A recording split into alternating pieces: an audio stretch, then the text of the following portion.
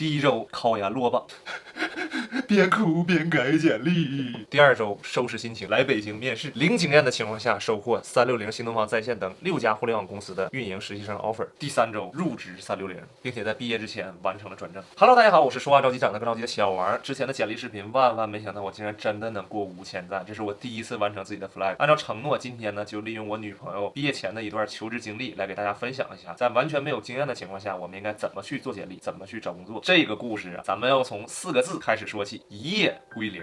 虽然我和小杜呢2个人学的都是电气工程专业，但是小杜他始终有一个建筑师的梦想。于是，在大3的时候，他决定开始准备跨专业考研。那目标呢是天津大学的建筑学专业。建筑学专业的同学们正经上课要学5年的东西，他蹭课自学学1年。做出这个决定之后，小杜的生活里，我的优先级彻彻底底的被蹭课以及画图所超越了。时间来到考研成绩公布的这一天，小杜拿起手机准备查他的成绩。我操，我过天大线了！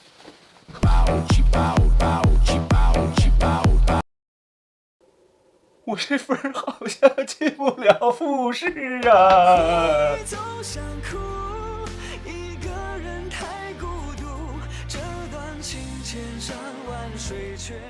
这是一种什么样的感觉呢 ？This mic. Dave, that's the microphone. Whoa.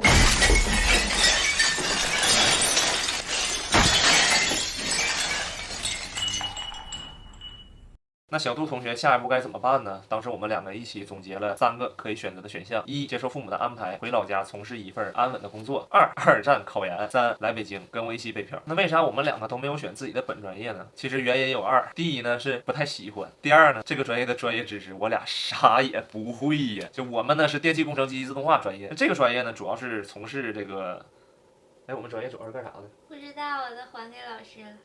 后来小杜对我说，如果我要是回到老家的话，我们2个不就离得更远了吗？所以我一定要来北京。当时我听完这句话之后，我心里边真的是特别的感动。我当时在心里边暗自的下定决心，我一定要竭尽全力的去支持小杜。后来他拿到了正式 offer 之后，学校学弟学妹邀请他回去进行分享。我当时一听，我一定要支持我们家大宝贝儿，我不仅要仔细听，我还要去记笔记。哎，学姐，请问你当时是什么样的理由选择了北京这座城市呢？北京呢，一直是我个人一座非常向往的城市，对，然后呢，所以我个人一直都怀有来到这里发展的一个梦想。小朋友，你是否有很多问号？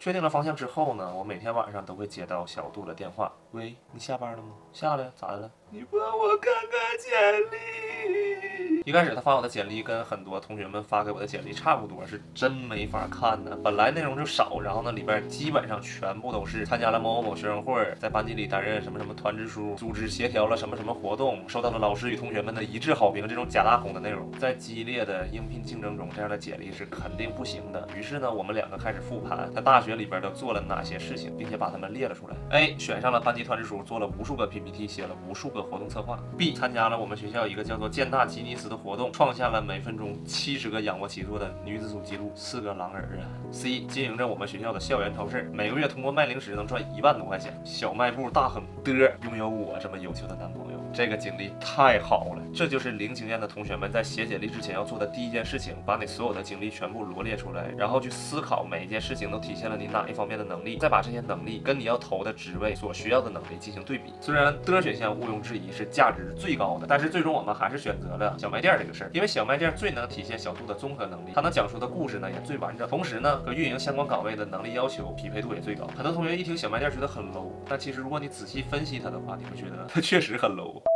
仔细分析你会发现，每一段完整的经历都有很多可以提炼的闪光点。以小卖店这个事儿为例，首先它涉及了竞品分析以及用户需求分析，你要提供学校自有的那些线下超市没有的配送服务，还要在他们不能触达学生们的时间出现在学生面前，也就是熄灯之前，你得想明白大家伙是这个点想吃什么，同时呢还要对过往的销售数据进行分析，来优化你下批货的进货策略。为了扩大目标用户群体，你需要不停的去招募组建自己的配送团队，并且让他们分布在学校的各个宿舍里边。另外在宣传上，你还要结合学校的实际情况去制定线上与线下的投放策略。为了省钱，在宣传上可以直接用配送员往上顶，因为他们每个人的朋友圈和微信群的关系网络基本都能够覆盖他们所在的这个宿舍楼，这就是所谓的精准投放。小卖店这事儿上类似的点有很多，就不一一列举了。那如果你把这一整套经历完整的梳理下来，对于一个实习生来说，就是一个完整的工作经历，并且这些经历以及你所取得的成果，也能直接证明你拥有胜任这个岗位的能力。当然，到目前为止，小杜的简历在激烈的春招竞争中似乎还差了一点火候，所以呢，我们还需要下一步无中生有。小杜在后来的求职过程中拿到了360、新东方在线这类知名公司的 offer， 甚至得到了一些面试官的高度评价。光靠小卖店的经历显然是不够的，把校园经历的逻辑说通，仅仅能够让面试官觉得你是一个聪明且思路清晰的小孩子。没有经验的人还需要2点优势才能进一步获得面试官的青睐：一、远超预期的充分准备；二、肉眼可见的学习能力。记笔记的各位，我求求你们千万别把这2句话写到你的个人评价里边。